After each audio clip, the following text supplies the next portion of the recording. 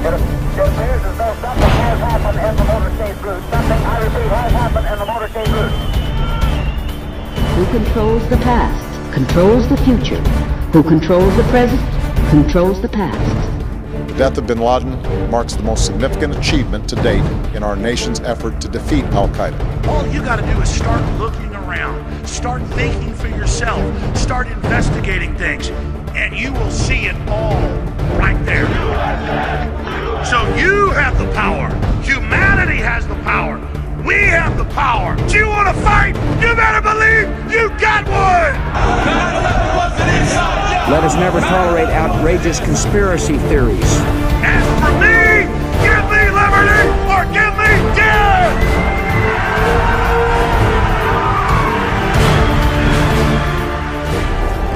The answer to 1984 is 1776. Warning, viewer discretion is advised.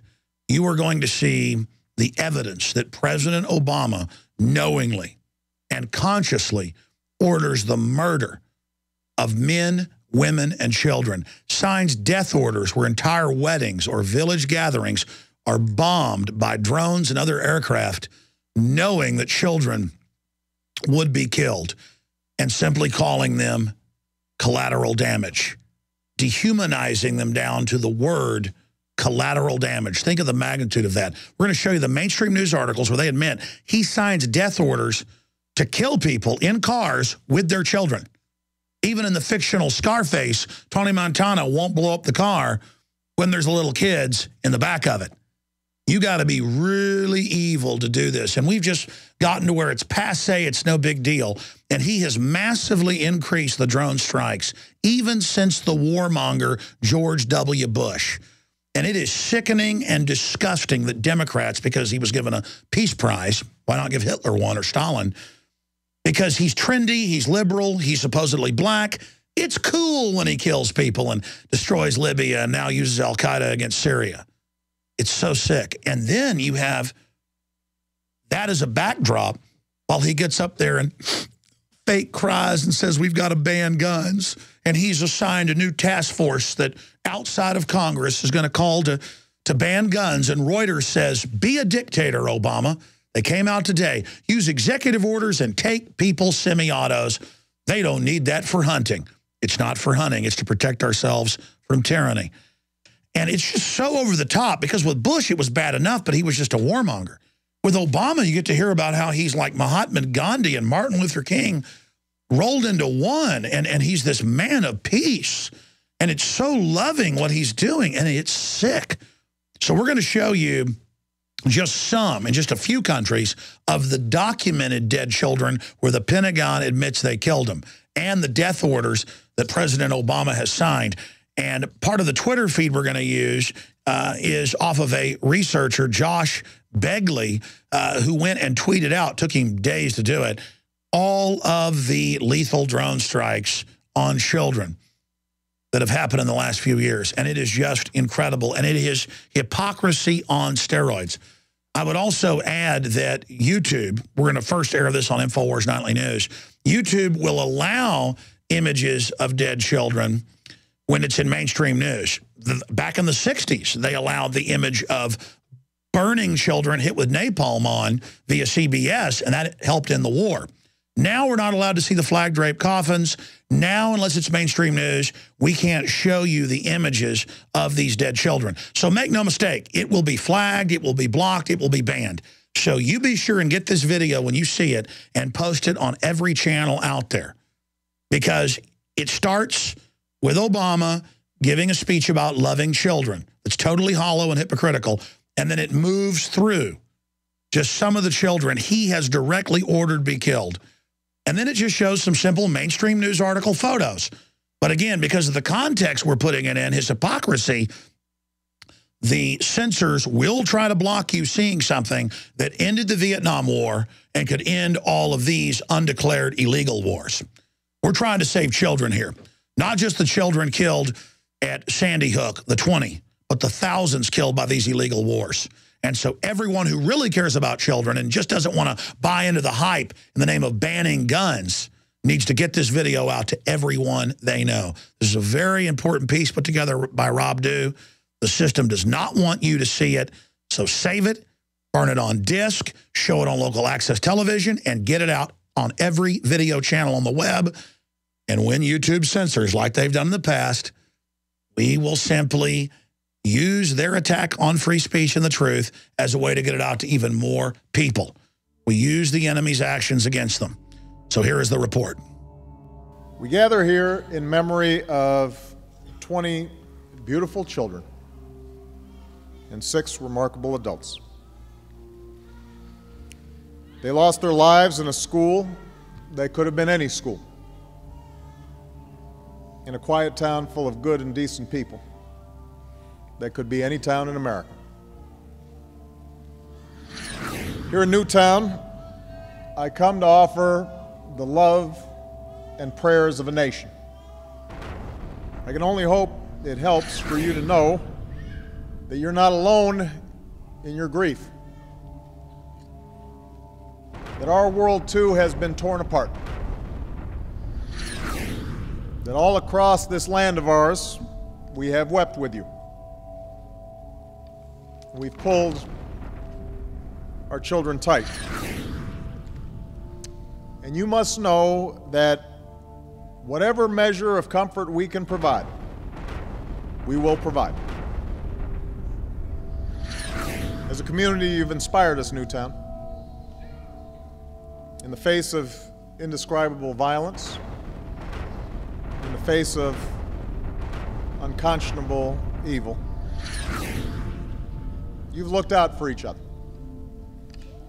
And you've cared for one another. And you've loved one another. This is how Newtown will be remembered. And with time and God's grace, that love will see you through.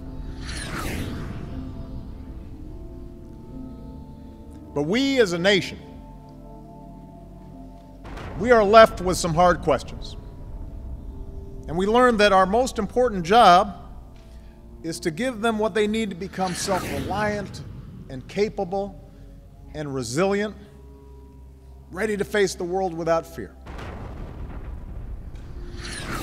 And we know we can't do this by ourselves. It comes as a shock at a certain point where you realize no matter how much you love these kids, you can't do it by yourself. That this job of keeping our children safe and teaching them well is something we can only do together, with the help of friends and neighbors, the help of a community, and the help of a nation.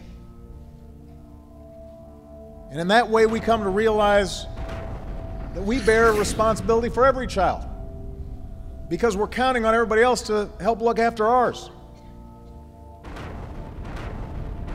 That we're all parents, that they're all our children.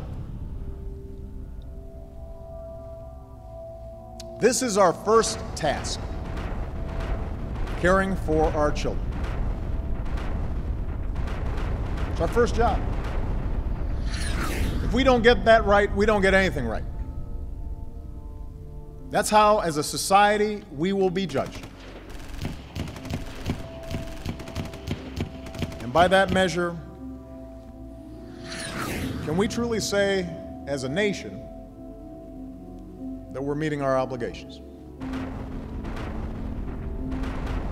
Can we honestly say that we're doing enough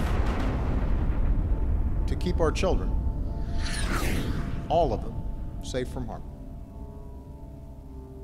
Can we claim as a nation that we're all together there, letting them know that they're loved and teaching them to love in return? Can we say that we're truly doing enough to give all the children of this country the chance they deserve to live out their lives in happiness and with purpose? I've been reflecting on this the last few days, and if we're honest with ourselves, the answer is no. We're not doing enough. And we will have to change.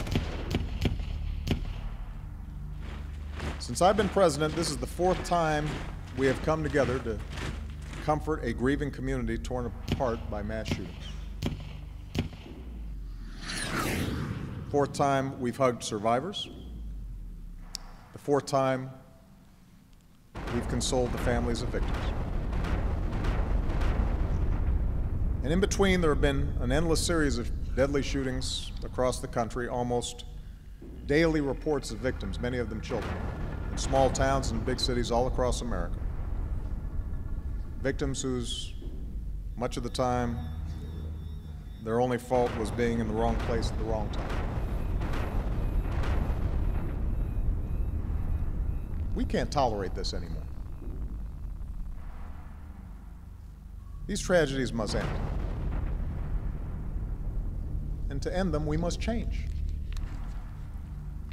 If there's even one step we can take to save another child,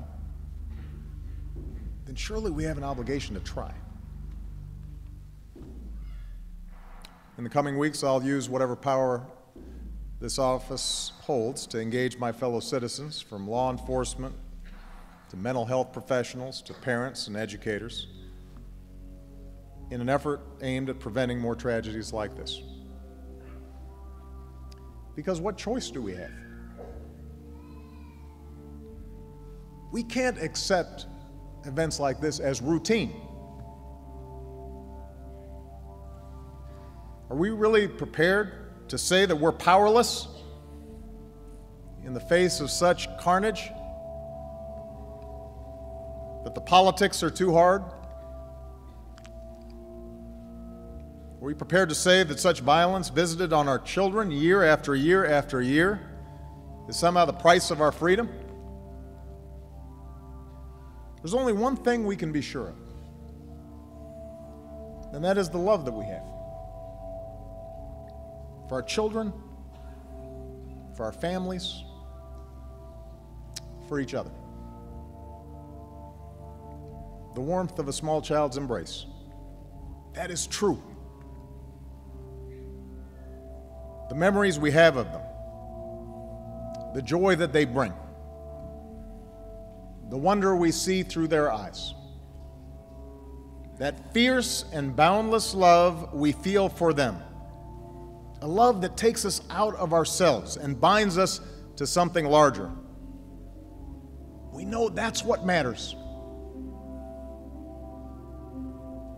We know we're always doing right when we're taking care of them,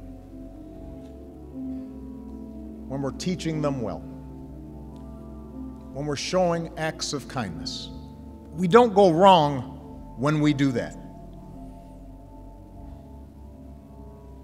That's what we can be sure of. Charlotte, Daniel, Olivia, Josephine, Anna, Dylan, Madeline, Catherine, Chase, Jesse, James, Grace, Emily, Jack. This is what remains of a hospital run by Médecins Sans Frontières. It was attacked by a US airstrike in northeastern Afghanistan. Several medical staff from MSF have been killed and dozens more injured. More than 200 patients and staff were in the buildings in Kunduz when the bombs struck. A US forces in Afghanistan statement said, US forces conducted an airstrike in Kunduz city at 2:15 a.m. on the 3rd of October against individuals threatening the force. The strike may have resulted in collateral damage to a nearby medical facility. This incident is under investigation. And all you ISIS people threatening us, hey, we're not a French newspaper, okay? We got people that have taken your asses out in this building right now. We're armed to the teeth, and we're not scared. You got that, you sons of bitches?